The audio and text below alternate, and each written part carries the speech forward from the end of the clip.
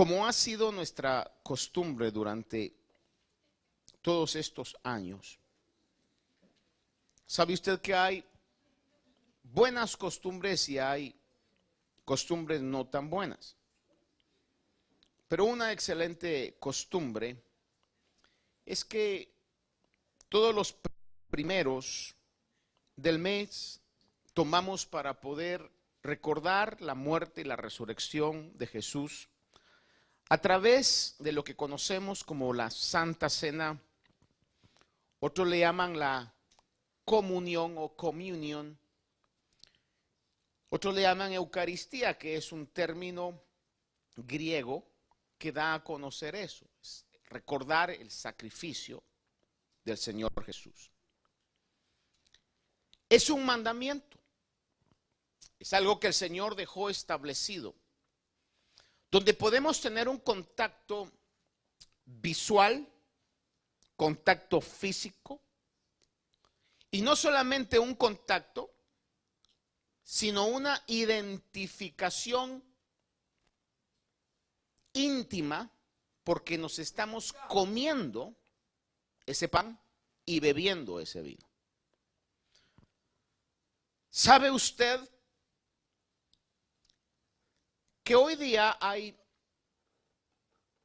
organizaciones que utilizan un sinfín de elementos, lo cual se podría conocer como fetichismos? Pendientes, imágenes, líquidos. Cuando hablo de líquidos hablo aceites, perfumes. Aún hay quienes venden pedacitos de arena que dice que son de la tierra prometida, pedacitos de roca del monte Sinaí, sal del Mar Muerto, etcétera. Como poniéndoles un poder milagroso a esos elementos. Déjeme decirle, yo personalmente creo de que eso es falso. Realmente lo único que la palabra ha dejado y un elemento por el cual tenemos que tener contacto físico, visual y hasta íntimo al comerlo y beberlo, que está claramente en la palabra, es el pan y el vino, que representan el cuerpo y la sangre de Cristo. Y hoy lo hicimos, y hasta que el Señor venga, Dios nos lo permita, lo seguiremos haciendo, lo hemos hecho. Y es una costumbre que es importante. Y lo que yo quisiera hoy es ver juntamente con usted y poder renovar mi conocimiento acerca de eso, o conocer quizás lo que ignore acerca de esta costumbre o de este acto que nosotros hacemos. Si lo hacemos solo por hacerlo, porque todos lo hacen, no será tan significativo, porque todo lo que hacemos debemos hacerlo en fe y con fe. Desde el momento en que usted y yo venimos a la casa del Señor como congregación, debemos tener fe en lo que venimos a hacer. Los cantos que cantamos, las oraciones que hacemos, lo que escuchamos de la palabra del Señor, o al exponernos al mensaje de la palabra del Señor, tiene que ser con fe de que el poder que hay en la palabra del Señor tendrá la capacidad de transformar lo que humanamente es intransformable. Solo la palabra de Dios puede transformar el corazón, el espíritu, el alma. Porque sus palabras, dice el Señor, en su palabra lo establece, mis palabras son espíritu y son vida. Pero debo tener fe en eso. De la misma manera tengo que tener fe en lo que representa el pan y el vino. Y en el Nuevo Testamento, entonces, leíamos en 1 Corintios 5:7, que hay una frase que dice que Cristo es nuestra Pascua.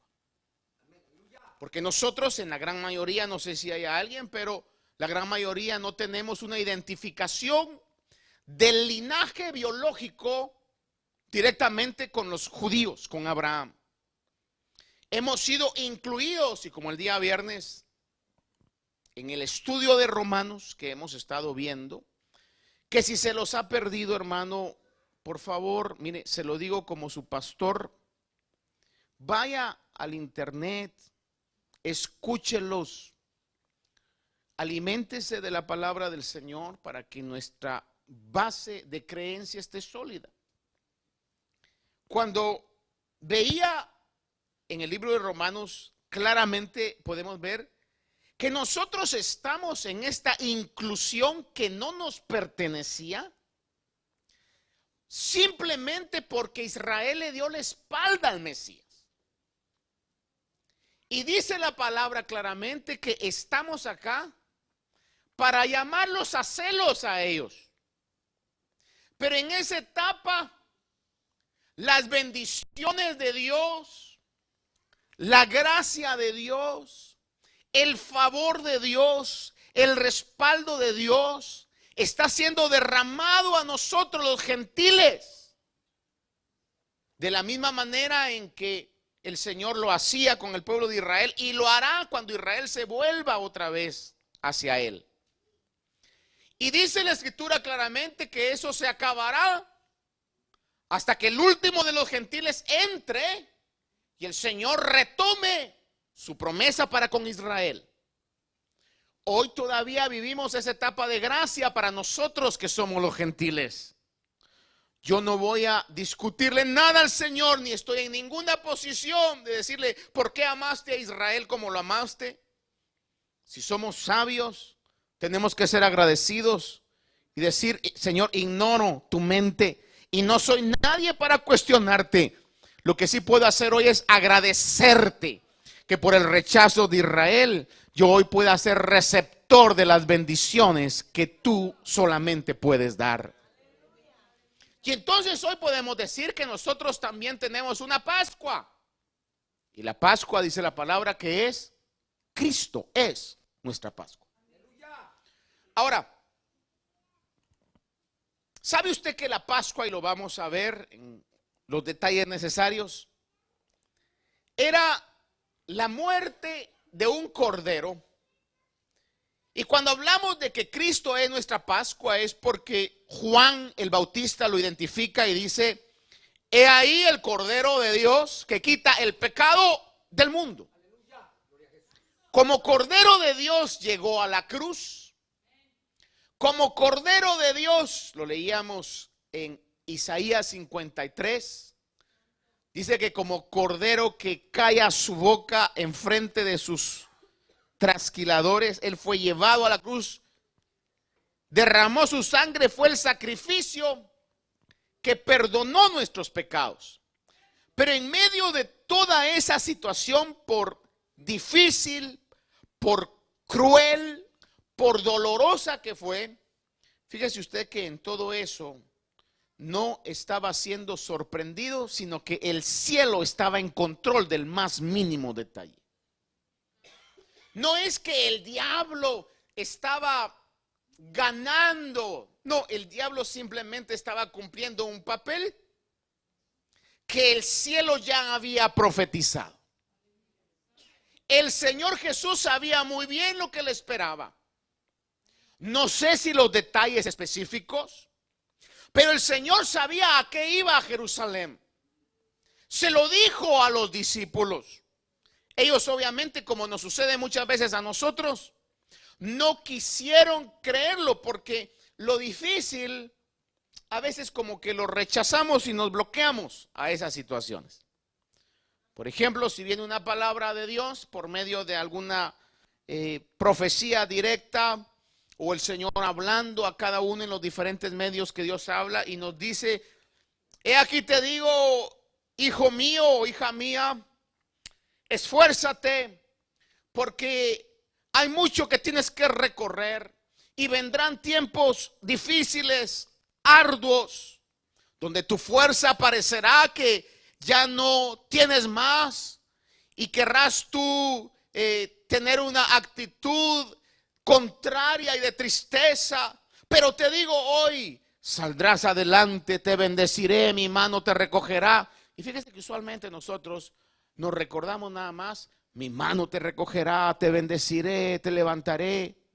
Pero como que naturalmente el hecho de que el Señor nos dijo en su palabra también vendrán tiempos difíciles donde te sentirás débil, como que nuestro espíritu, nuestra alma trata de rechazarlo. De igual manera el Señor les prometió el reino a los discípulos, pero les dijo, pero es necesario que vaya a Jerusalén y sea entregado a manos de los principales. Y eso como que ellos no lo querían aceptar. Ellos solo querían el reino, solo querían las cosas buenas. Es algo natural en los humanos. Así somos nosotros. Nos gustan los beneficios, pero no quisiéramos tener el trabajo que conlleva alcanzar los beneficios. Es no natural en los humanos. Así somos. Y Dios nos conoce. Pero Dios nos va cambiando, ¿verdad? El Señor estaba en control de todo. Él no estaba asombrado diciendo, ay, estos soldados de dónde salieron. Hermano, yo creo que estaba en control absolutamente del más mínimo detalle. Juan 10, 17 y 18 le leo y dice, Juan 10, 17, por eso el Padre me ama. Vea esto, oiga esto. Escuche esto, porque yo doy mi vida para tomarla de nuevo. Y recalca, enfatiza, reafirma, versículo 18, nadie me la quita, sino que yo la doy de mi propia voluntad. Tengo autoridad para darla y tengo autoridad para tomarla de nuevo. Dice, este mandamiento recibí de mi Padre. Nadie me la quita. Yo la doy. Tengo autoridad. Dígame si eso no es control total. Es un control absoluto y total. Juan 19, 30 dice, entonces Jesús, cuando hubo tomado el vinagre, dijo, consumado es, e inclinando la cabeza, dice, entregó el Espíritu.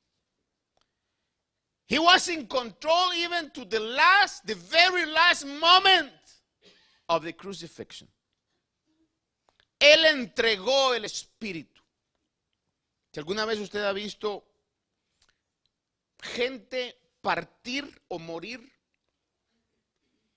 fíjese que los humanos no tenemos control ni de cómo nacemos, ni de cuándo nacemos, ni de cómo morimos. Cuando alguien está en las últimas, no puede esa persona, no sé si hayan sus excepciones, de decir, reunir a la familia y decirle, miren que a las 12:45 con 30 segundos me voy.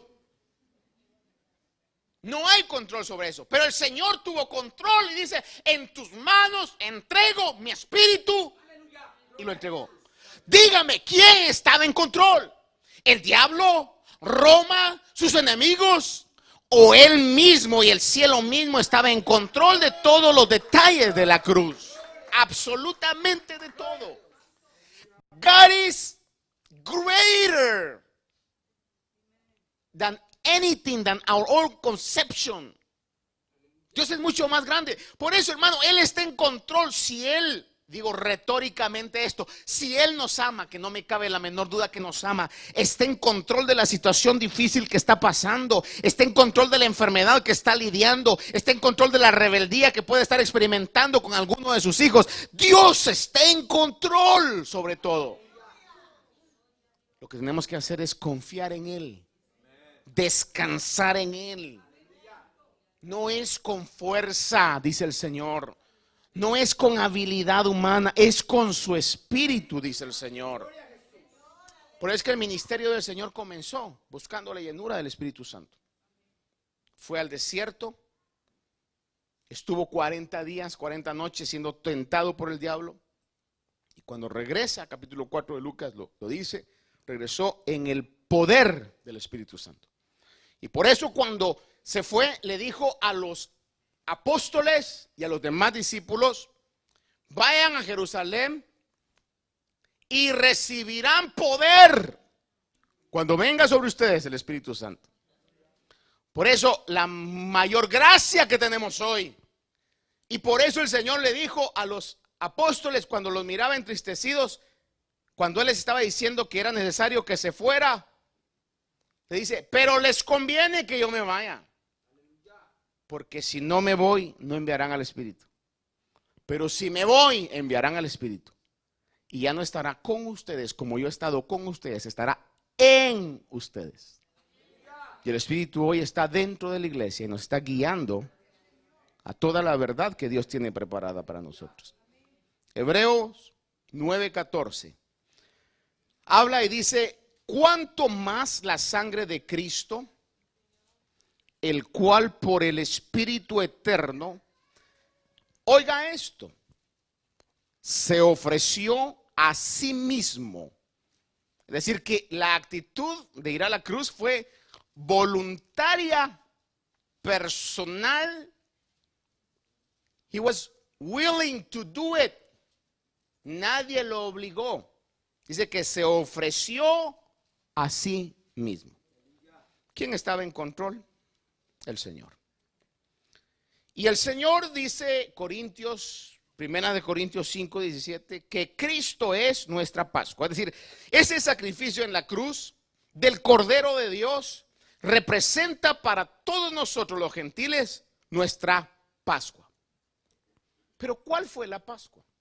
Usted sabe de que el pueblo de Israel estaba siendo esclavo en Egipto por 400 años, que ya eso también había sido profetizado. Y en un momento determinado donde llegó a Egipto por medio de un milagro en la vida de José, creo que la gran mayoría sabemos la historia de José, que llegó traicionado, vendido por sus hermanos, pero era un plan, a masterful plan from God, un plan maestro de Dios. Lo llevó como esclavo, lo tuvo en cárceles, lo tuvo mal informado, pero al final Dios siempre cumple lo que dice. Y lo llevó a ser el gobernante más influenciante y más poderoso de esa nación, casi imperio de ese momento. Luego, por medio de José, llega a su familia. Llegaron, si no me equivoco mal en el dato, alrededor de 70 o 72 personas. Y luego cuando José muere, hermano, ya el pueblo se había multiplicado y eran millones de gente. Y era el momento que tenían que salir. Y Dios entonces trabaja en la vida de un bebé de ese pueblo, Moisés, que nace en el momento menos indicado. Nació en la época donde estaban matando a los niños. Usted sabe de que lo ponen en una cesta, lo tiran al río Nilo, hermano, y casualmente la corriente lo lleva a donde se está bañando la hija de Faraón, que sin duda alguna tenía un corazón hacia los niños. Y dice la palabra del Señor que habían escondido a Moisés porque, como todos nosotros aquí presentes, era un niño hermoso. ¿Cuántos dicen amén a eso? ¿O usted era feíto, hermano? Era un niño hermoso. Y cuando la hija de Faraón lo mira, hermano, sin duda se enamoró del bebé. Y mire cómo son las cosas. Y curiosamente la hermana, que era Miriam, o María, como se traduce, estaba, dicen por ahí, controlando, vigiando, choteando. Y cuando encuentra esa escena le dice: ¿sabes qué? yo podría conseguirte a una nodriza, a una nani, ¿verdad? Que cabalmente, eso no lo dice la Biblia, pero me lo estoy inventando yo. Pobrecita, acaba de perder su niño. Y discúlpenme lo franco que vaya a hacer, pero tiene los pechos llenos de leche y no sabe qué hacer con la leche. Y este niño se mira que come bastante. ¿A quién cree que recomendó? A la mamá. Pero mire la bendición. La mamá no pagó por Pampers, por cuna, por nada. Eso lo pagó el faraón. ¿Cómo es Dios, verdad? ¿Cuántos pueden decir Dios está en control de todas las cosas? Dios está en control de todas las cosas. Y cuando Moisés crece, que viene siendo también un príncipe, y por si no sabe la historia, no agarre su teología de las películas, por favor. Pero a veces se entretienen, ¿no? Vaya usted a ver The Prince of Egypt y va a ver la historia de Moisés en caricatura. Siente la inclinación por el pueblo judío, usted sabe la historia. Defiende a un judío, mata a un egipcio. Y por esa situación tuvo que salir corriendo, dejó todo. Va a parar al desierto y ahí tiene un encuentro con Dios, el Dios de Israel. Cuando regresa entonces a liberar ya el pueblo que llegó con José, ya no eran 72, ya eran millones de gentes. Y salen. El punto es que estaban como esclavos. Y ningún gobierno que haya hecho su riqueza por cheap labor, porque no hay trabajo más barato que el trabajo de esclavo. No tiene por qué pagarle, no tiene por qué darle beneficios, no tiene por qué darle breaks, sino que es esclavo que está dispuesto las 24 horas del día si es necesario. Y obviamente no quería Faraón y todo el gobierno de Egipto dejar ir a los esclavos de Israel. Políticamente no hacía sentido, económicamente no hacía sentido. Pero Dios ya había dispuesto que era el tiempo de dejar ser esclavos y poder ser un pueblo libre. Y usted sabe, llegan las 10 plagas.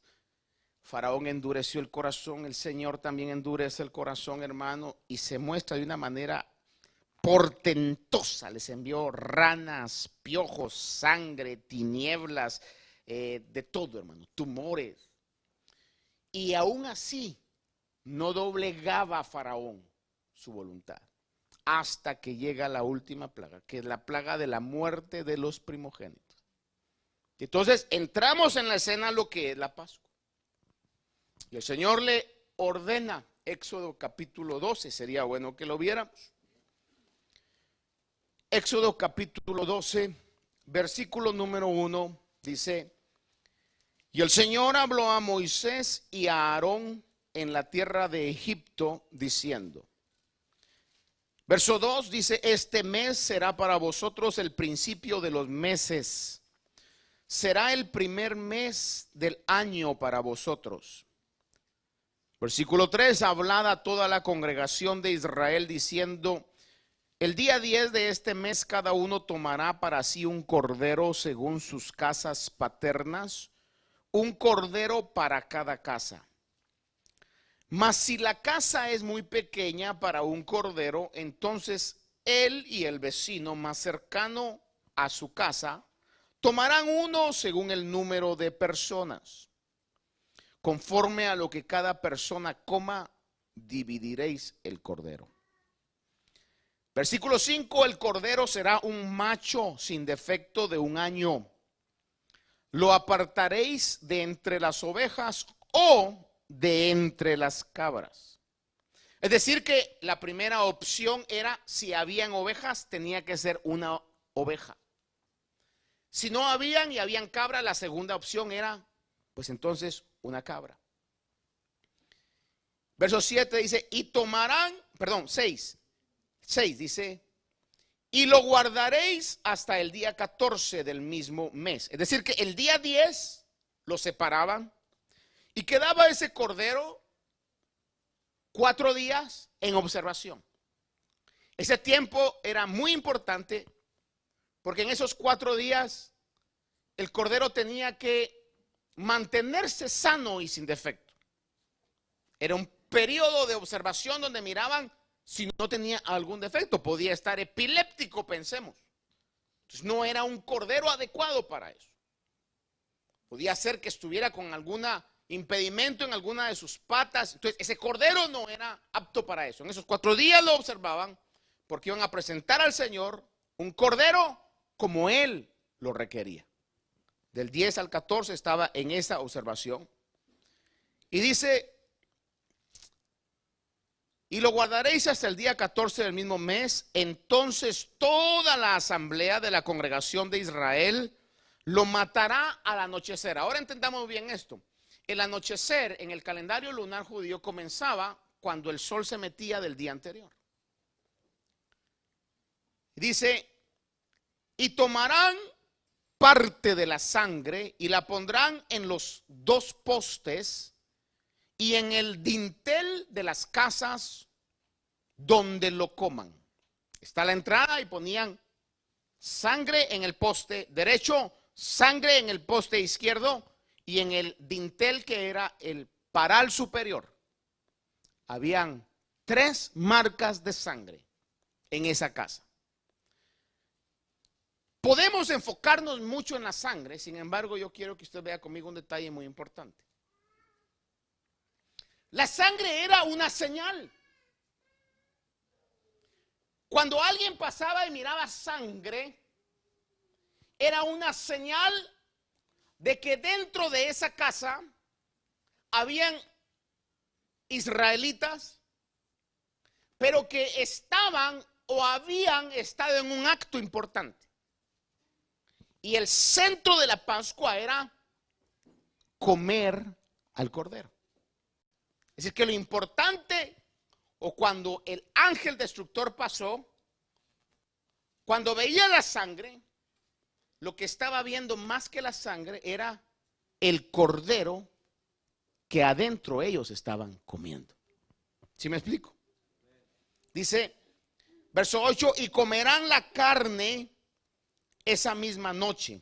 Y da las instrucciones, dice, asada al fuego, y la comerán con pan sin levadura y con hierbas amargas. No comeréis de él nada crudo ni hervido en agua, sino asado en fuego, tanto la cabeza como sus patas y sus entrañas. Y no dejaréis nada de él para la mañana, sino que lo que quede de él para la mañana lo quemaréis en el fuego. Ve el versículo 11, y de esta manera lo comeréis, ceñidos vuestros lomos, es decir, con cinto, las sandalias en vuestros pies y el cayado en vuestra mano. Lo comeréis apresuradamente, dice, es la Pascua del Señor. Porque esa noche pasaré por la tierra de Egipto y heriré a todo primogénito en la tierra de Egipto, tanto de hombre como de animal. Pregunto, ¿se salvaron los gatos? Pregunto, ¿se salvaron los perros? ¿Se salvaron las vacas? ¿Se salvó el comerciante? ¿Se salvó el doctor? ¿Se salvó el maestro? ¿Se salvó el gobernador? ¿Se salvó el príncipe? Ni Faraón se salvó. Se van a morir los primogénitos de todos, incluyendo los animales. Verso número 13. Y la sangre os será por señal en las casas donde estéis. Diga conmigo, por favor, señal. Repita conmigo, la sangre era señal. Y cuando yo vea la sangre, pasaré sobre, por eso le decía en inglés, I will pass over, pasaré sobre vosotros y ninguna plaga, vea esto, y ninguna plaga vendrá sobre vosotros para destruiros cuando yo hiera la tierra de Egipto. Y este día os será memorable y lo celebraréis como fiesta al Señor, lo celebraréis por todas vuestras generaciones, dice, como ordenanza perpetua. Por eso es que si Cristo es nuestra Pascua, y la Biblia claramente dice que el Israel de Dios somos aquellos que tenemos la fe de Abraham, entonces los beneficios de esa Pascua y el mandamiento de celebrarla perpetuamente nos incluye a nosotros. There are no excuses. No debieran haber excusas para poder decir yo no voy a participar. Si usted es parte del pueblo de Dios, déjeme decirle algo, tiene que participar. Y recuérdese que esto, y por favor no se vaya a ofender conmigo, no se va a ajustar el evangelio ni a usted ni a mí. Somos nosotros los que debemos ajustarnos a lo que el evangelio dice. El participar de este acto es una ordenanza perpetua para todos los creyentes. Voy a ser quizás un poco más atrevido. Espero que aquellos que pudiendo venir hoy, que son parte de esta familia espiritual, porque tenían sueño, no vinieron. You are in trouble. No le voy a decir a qué magnitud, ni yo soy quien para condenar, pero vale la pena venir y decirle, Señor, perdóname, que no me vuelva a pasar. ¿Por qué? Porque si venimos nada más, voy a Santa Cena otra vez, ay, qué rico me gusta el vino, ¿verdad? Y la galletita que come. Hermano, that's not it. Hay algo que sucede. Obviamente todo lo tenemos que hacer con fe. Porque como dice el canto, fe mueve la mano de Dios. Usted y yo no estamos aquí para perder tiempo. Estamos aquí porque le debemos honor y gloria a Dios. Pero sabemos muy bien también que el Salmo dice que es bueno y es agradable y es delicioso cuando los hermanos están juntos y en armonía, porque allí derrama el Señor bendición y vida eterna, vida abundante. Entonces, cuando yo veo esto, porque la Biblia dice 1 Corintios 5:7, Cristo es nuestra Pascua. Y fíjense que hay unos detalles muy importantes aquí. No era suficiente, déjeme decir esto, no era suficiente solo poner la sangre. No podía llegar con el vecino, mira, fíjate que no conseguí cordero, pero regálame un poquito de tu sangre ahí para engañar al devorador ahí para que pase, ¿verdad? A Dios no podemos engañar. O hacemos lo que Él dice y seremos bendecidos, o hacemos lo que nos parece y nos atendremos a nuestras consecuencias. Si había sangre, debería haber cordero adentro y comerlo de la manera en que el Señor decía. Si alguien decía, ay, no, asado, qué feo, mejor mira, hagamos un caldito de cordero, y ahí tenía que ser comido de la manera. O si alguien decía, ay, qué rico está el cordero, pero yo siempre lo como así, con los zapatos quitados y para disfrutar más, y me voy a desabotonar porque así cabe más, como cuando nos invitan a esas comidas, ¿verdad? Donde usted llega así de bien ceñidito y después, hermano, está que nadie se quiere sentar delante de usted porque peligra la vida, porque los botones están apuntando a todos lados. Tenían que comerlos ceñidos los lomos, sandalias puestas y el bordón en la mano. Y dice que había que comerlo apresuradamente. Es decir, la sangre representaba una actitud de obediencia que estaba pasando adentro de esa casa. Y un cordero sin defecto que estaba siendo comido apresuradamente.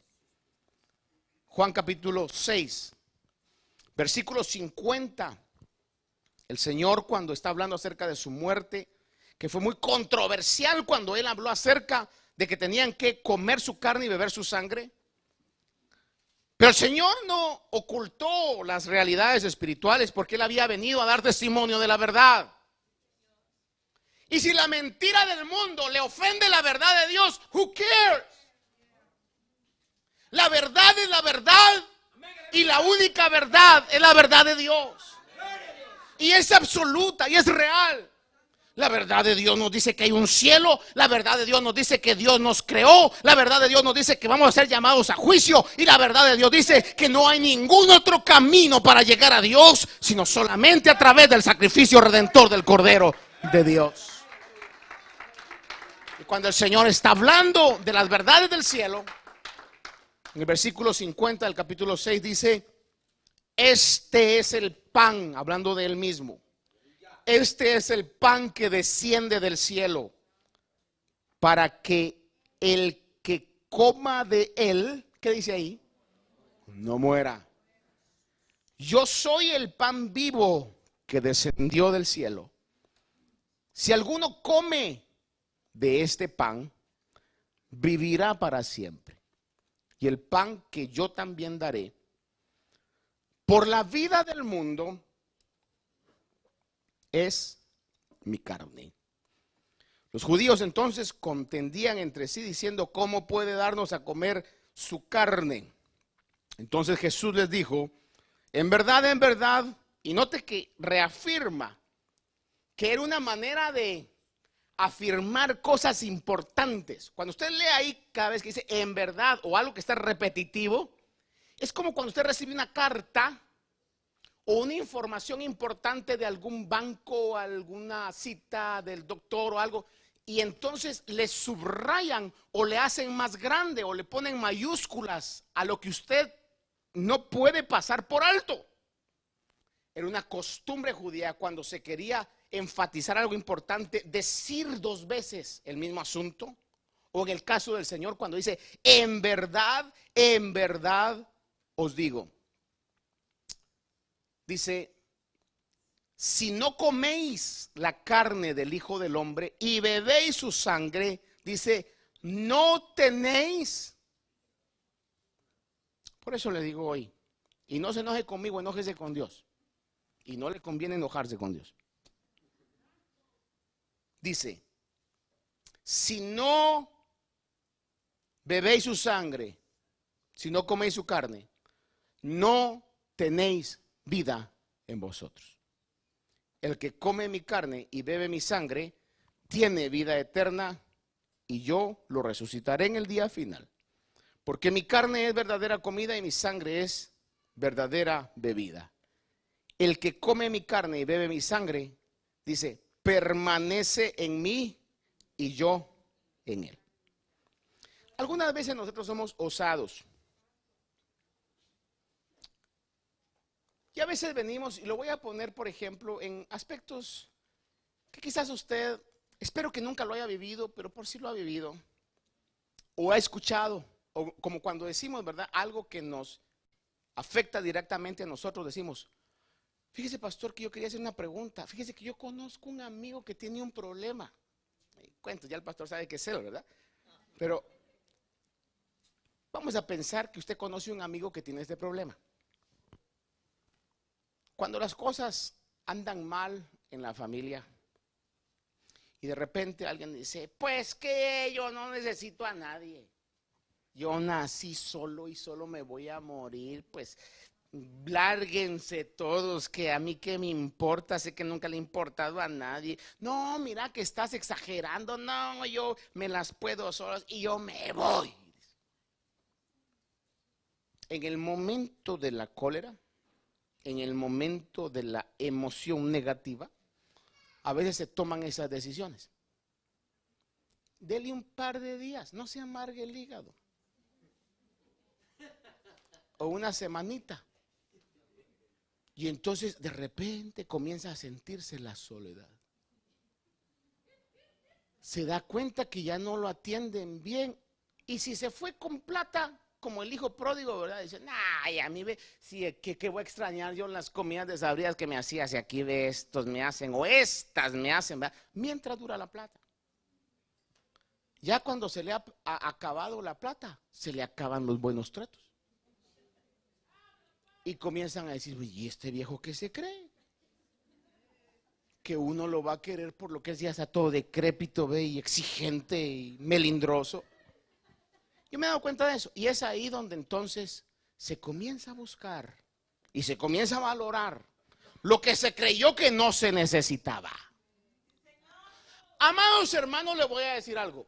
Usted no va a estar en mejor lugar que en la compañía de los santos. Por problemáticos, claveros y difíciles que seamos los santos, pero usted no va a estar en mejor lugar que en la compañía de los santos. Porque quizás lo más difícil que pueda pasar es una mala mirada, una hablada. Pero en el mundo, ¿qué tal? Es como aquellos que en algún momento llegan a las iglesias, aquí no hay nadie, ya los que estaban todos se fueron, que llegan a las iglesias solo para ver a quién molestan, en el sentido de a quién defraudan, a quién hacen. Y lo hacen con los cristianos porque se dan cuenta que los cristianos somos llamados a perdonar. Lo que más podemos hacer es decir, si lo encuentro, pero al final decimos, qué gano, Dios no me ha llamado a esto, y la palabra me dice, bendice a los que te ofenden. Señor, no quiero, Padre, pero tu palabra me dice, lo bendigo. Entonces como que se sienten en la libertad de eso. Pero hágaselo a alguien del mundo.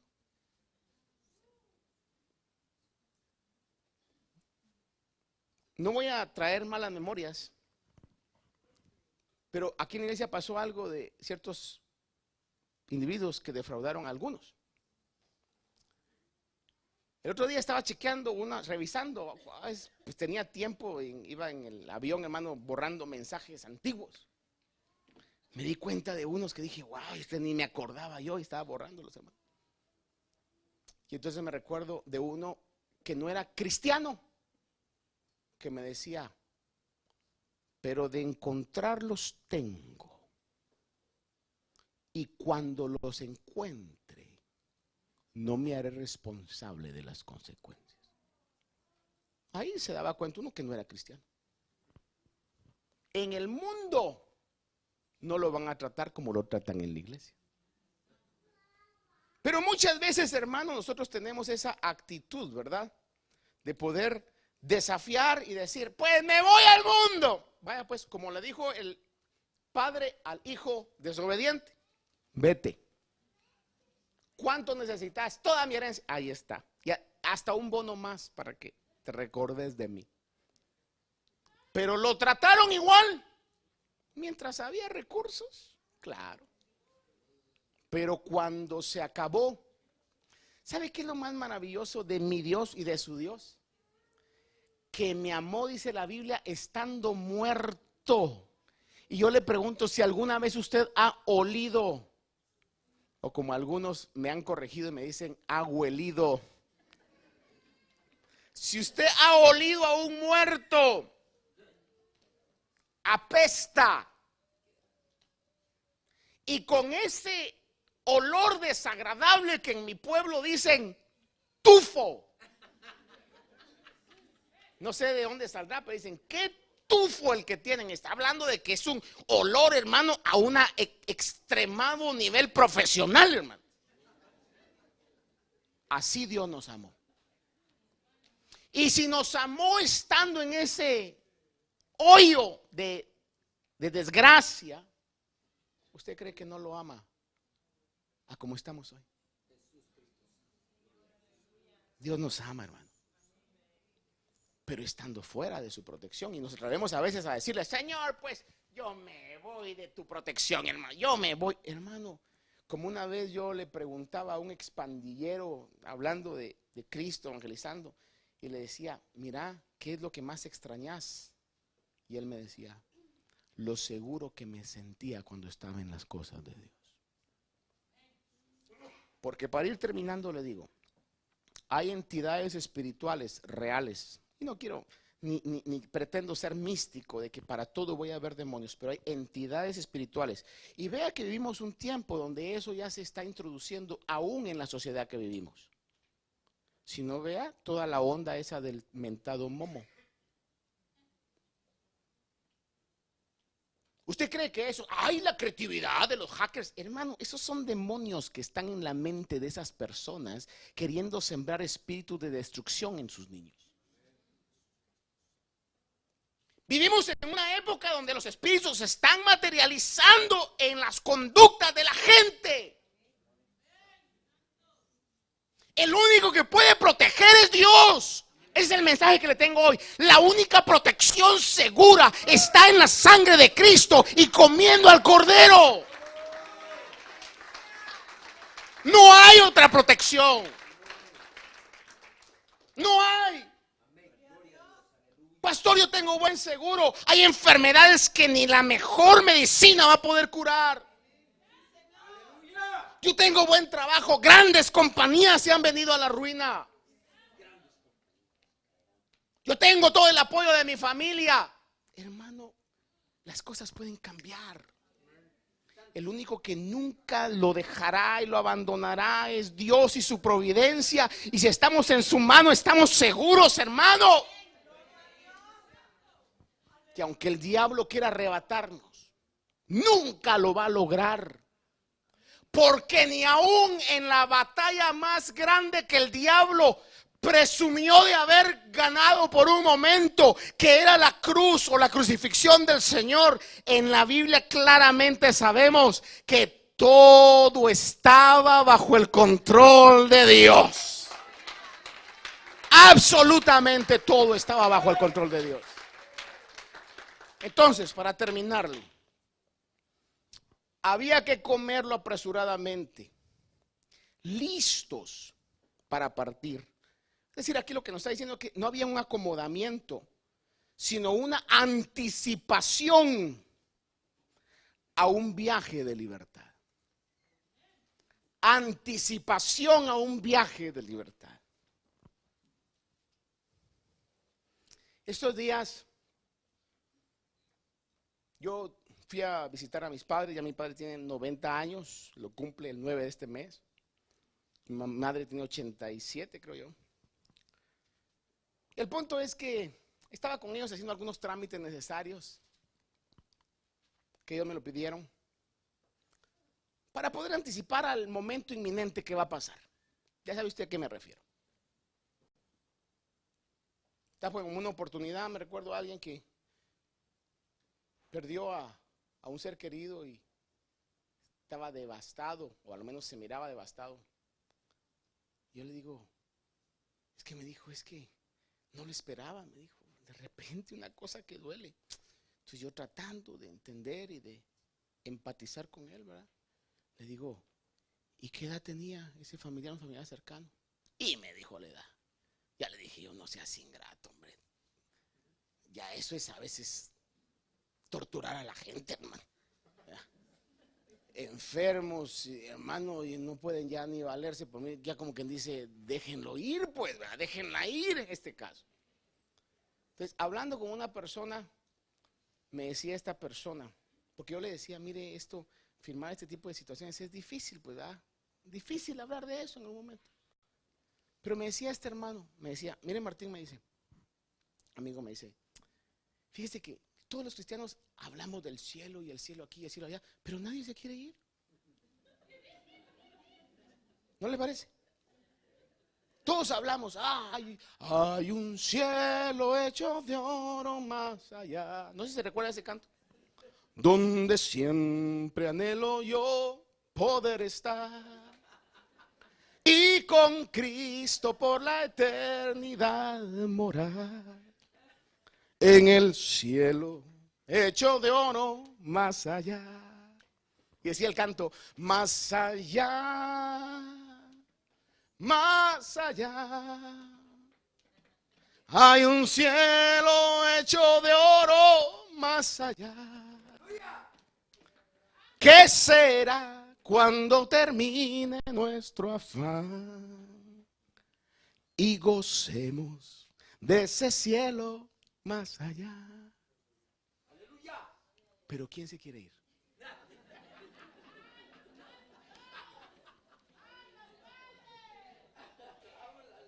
Me comentaba mi hermano Josué que en la iglesia donde él está, llegó a predicar el hermano Luis Palau. Según me dijo, y lo digo así públicamente porque es público, le diagnosticaron ya, lo desahuciaron de cáncer. Y dice que el mensaje que él llegó a predicar a la iglesia fue un mensaje donde les habló del cielo. Me dan ganas de verlo y lo voy a chequear si lo puedo ver. Pero me decía él, fíjate vos que lo planteó de una manera que te daban ganas de irte. Y dice que él decía, y estoy, fíjate la diferencia, decía Luis Palau, estoy en la anticipación que pronto voy a llegar allá. Amados hermanos, that's the difference. That's a big difference. Una gran diferencia. Cómanlo con anticipación. ¿Usted cree que ellos querían quedarse en Egipto? ¿Cuántos de aquí quieren quedarse en Egipto? Hermano, esto por más lindo que sea, sigue siendo Egipto. Nuestra verdadera Canaán está en los cielos, de donde también esperamos un Salvador, dice el Señor Jesucristo. Con anticipación.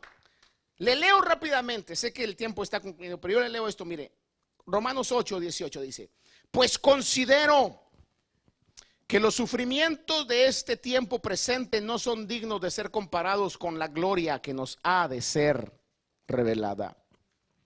Porque el anhelo profundo de la creación es aguardar ansiosamente la revelación de los hijos de Dios. Porque la creación fue sometida a vanidad, no de su propia voluntad, sino por causa de aquel que la sometió, en la esperanza de que la creación misma será también liberada de la esclavitud de la corrupción a la libertad de la gloria de los hijos de Dios.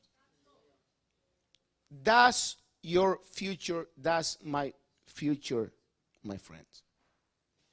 Entonces déjeme terminarle. La Pascua fue una ejecución de juicio, oiga bien esto y con esto termino, sobre los dioses de Egipto y garantía de protección para Israel. La sangre sería la señal que estaban comiendo el cordero. Primera de Corintios 11:26, el apóstol Pablo en la revelación que tiene de Dios directamente dice, porque todas las veces que comáis este pan y bebáis esta copa, la muerte del Señor proclamáis hasta que Él venga. Pero ¿qué era lo que estaban proclamando en la Pascua? Estaban proclamando protección y estaban proclamando libertad.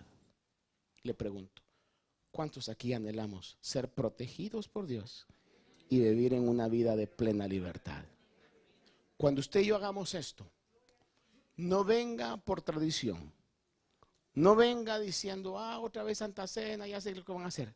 Venga diciendo, hoy proclamo con este acto sobre mi vida protección. Hoy proclamo con este acto sobre mi vida libertad de deudas, de enfermedad, de temores, de todo tipo de angustia. Hoy proclamo que el Hijo de Dios me ha hecho libre. Padre Santo, muchísimas gracias, Señor.